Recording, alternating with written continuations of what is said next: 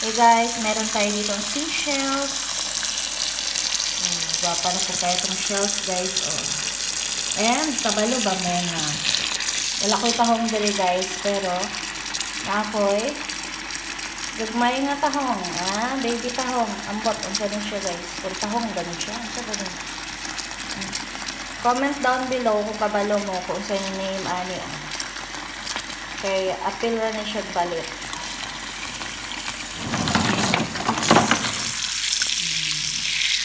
Kaayo, kasudan ka rin guys. May lutoon.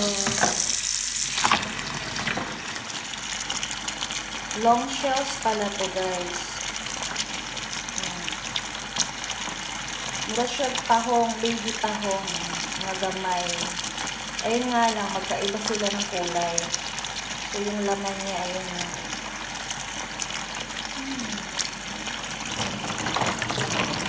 Baby tahong. Ano na lang ko guys, mag-imagine na lang ko nga tahong ni. So, wala may tahong, wala mo kung tahong na makita dere guys. Okay guys, luto na yung ating shells guys. So, ito yung sinasabi ko kanina na long shells. So, yung parang maliit na tahong. Ito siya guys, oh. Pakita natin sa inyo ha. Kasi yung mga viewers ko, hindi pala nila pa nakakain yung ganito na shell. And dito guys, first time ko lang din ito makakain. Ayan o. Ayan yung laman niya. So mahaba. Tingnan pa natin yung isa. And basta masarap yung sabaw din guys. So pinagsama ko na sila. So ito naman yung sa malalaking ganito guys. Oh. Yan yung laman. Tahong kasi sa Pilipinas, yung lagi kong nakakain na shells. Tapos yung aninikad ba. Dito, wala akong mahanap na aninikad. O, ganito yung laman niya, o.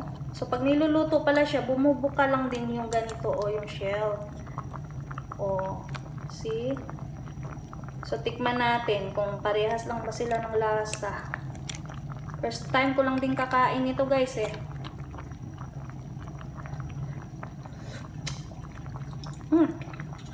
Parehas lang sila ng lasa guys. Yung nga lang, ito, pahaba lang siya. Ayan.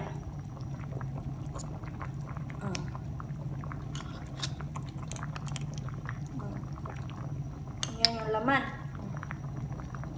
Ayan yung laman. Masarap ito isawsaw sa suka. Kuha tayo ng suka guys. Sawsaw natin ha. Suka na may asin guys.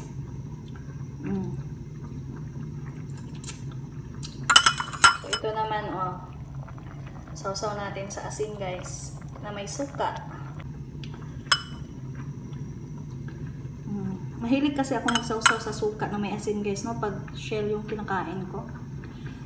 Sa higop naman tayo ng sabaw guys. Sabaw naman tayo. Oh, ang lalaki ng laman guys. Oh, sold na sold ka talaga sa laman oh. Sabaw tayo.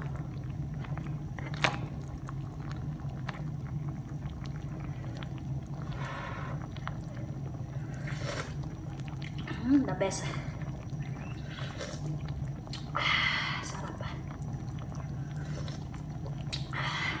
Palamig yun guys. Daghan kayo guys. Tara na, kain na tayo guys. Kay parang hindi na to tikim sa akin. Talagang kain na ito guys. Kami lang dalawa kakain ng anak ko nito guys. Kay si daddy, kumakain ito. Pangpulutan lang niya to.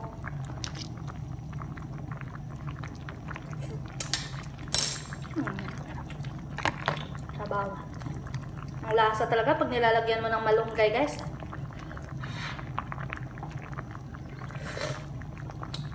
Sarap.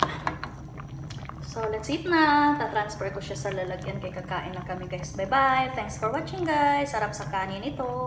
So ito yung long shell guys. Oh. Yan yung laman ng long shell natin. So, dinner tayo guys. This is my dinner.